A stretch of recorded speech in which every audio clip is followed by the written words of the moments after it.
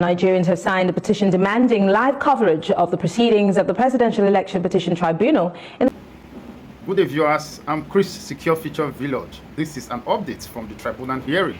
The petition signed by 8,000 Nigerians that they want live broadcast during the proceeding hearing. It has been approved. Let's watch the news for more details of Peter Obi hearing today. Thank you. Nigerians have signed a petition demanding live coverage of the proceedings of the Presidential Election Petition Tribunal in the Federal Capital Territory, Abuja. The petition by citizen Jane Peter and addressed to the Honorable Justice Olukayode Ariwola, the National Judicial Council, and one other, is titled Live Broadcast, the Presidential Election Petition Tribunal, PEPT. The petitioners, in their reasons for demanding that they allow the live coverage of the tribunal proceedings, they're saying that it will ensure transparency and openness in the conduct of the tribunal. The Presidential Election Petitions Tribunal already gave an indication that it would consider the prayer of the People's Democratic Party and that of the Labour Party for a live broadcast of its proceedings. Well, joining us to discuss this is Emeka Nwadioke. He's a legal practitioner. Thank you so much, Barrister, for joining us. Good evening. Thank you very much. Great. As we know, the tribunal has set a date on the hearing or their decision as to whether they will be broadcasting live for every Nigerian to watch or bringing it into our homes or not.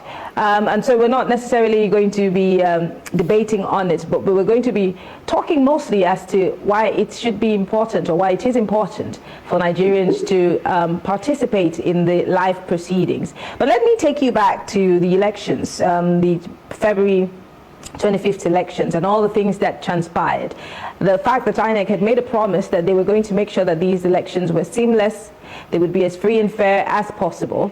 But then that was not necessarily the case because we had so many feeding problems.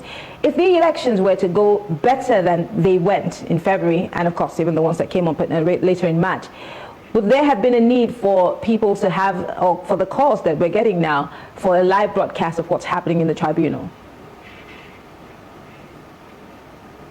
Sorry, I didn't quite get the question.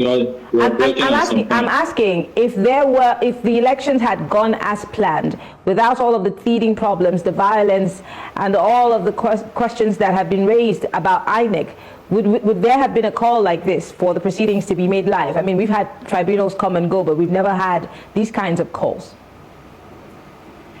Okay, thank you. Anyway, just like you said, the election has come and gone, and the parties are at the tribunal. So it would be remiss to go into the merits of the case, also, begin to discuss matters that may eventually or ultimately come up at the tribunal. But speaking generally, I think there's this concept of open courts, which is to say that courts should be generally open to the public. They should be transparent. In fact, there's a popular maxim that justice must not only be done, but must be seen to be done.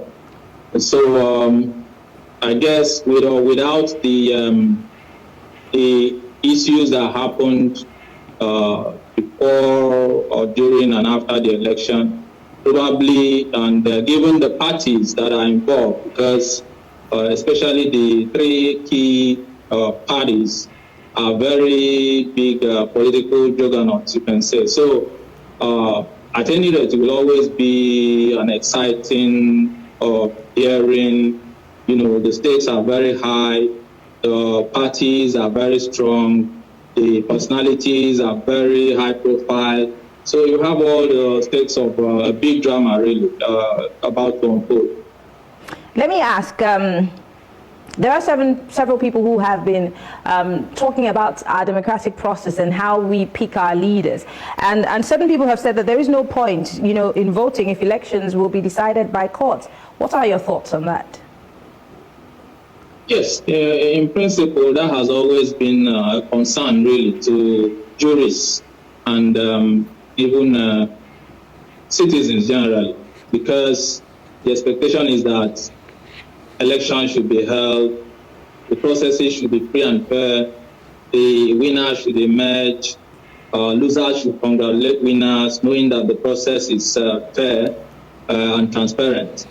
So when you have free, fair, and credible election, those are the standard expectations.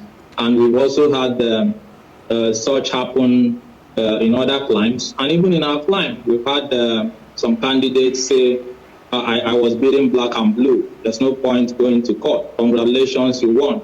And even during this election, we've had it in maybe one or two states where they say, I'm not contesting the election, I lost. So to that extent, that is, good news. But I think the challenge will be for us to then begin to see that it goes very far and wide and becomes, basically the norm in our political process, so that it doesn't become like an exception to the rule, whereby the rule is, we bombarding our courts with election petitions, virtually crippling the judicial process due to, election petitions.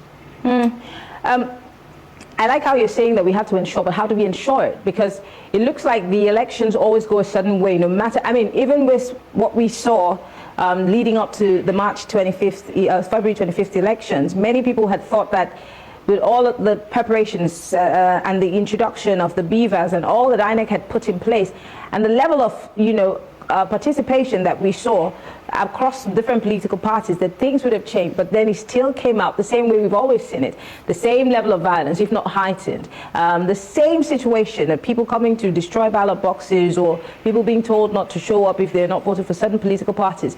If we've not in 2023 been able to, one way or the other, put that in the past, how do we ensure that these election petitions don't continue? Because of course there are some people who would perpetually go to court and try to defend what they call their mandate, but how do we ensure that the process at the polls is what ensures who sits at that chair, or on that chair, I beg your pardon, at the end of the day?